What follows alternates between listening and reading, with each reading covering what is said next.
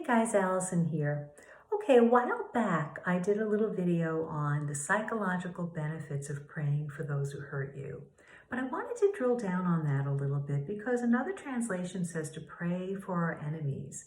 And as I said in the last video, everybody who hurts us is not necessarily our enemy.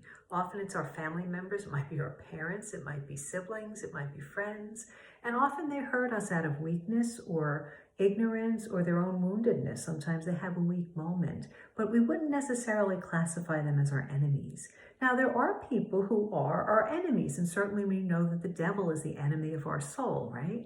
So there are some people that are actively trying to undermine us, that hate us, they hate everything that we stand for, and are actively trying to harm us in one way or another. And sometimes it's subtle, right? Sometimes it's done with a smile as they put the knife in your back. Now, the reason I'm doing this is because this became very prominent recently when there was one particular politician who claims that she's praying for another.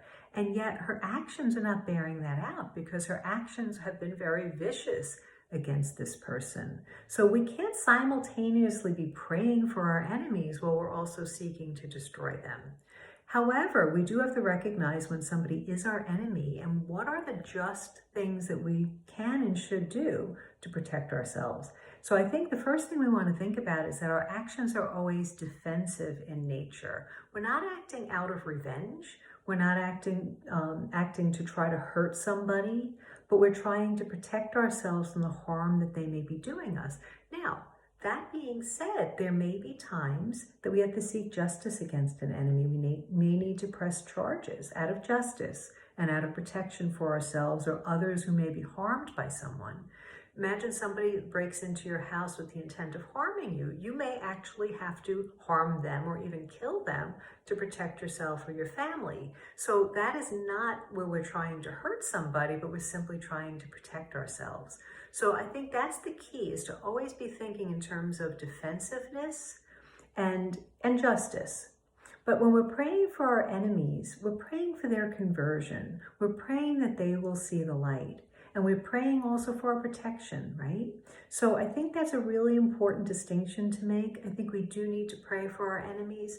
A lot of people are very confused in our culture right now. And some, the battle lines have been drawn and people are very divided against one another. But sometimes they've just been sold a bill of goods, they've been convinced of something, and sometimes they don't have the right information. And we can think of when, back in the day when there was more racial strife than there is today, even though that seems to be growing, that there are stereotypes and there are things that are being said and there are people who are portraying certain people in certain ways. And there are people who fall for it and think everybody's our enemy, but they're not.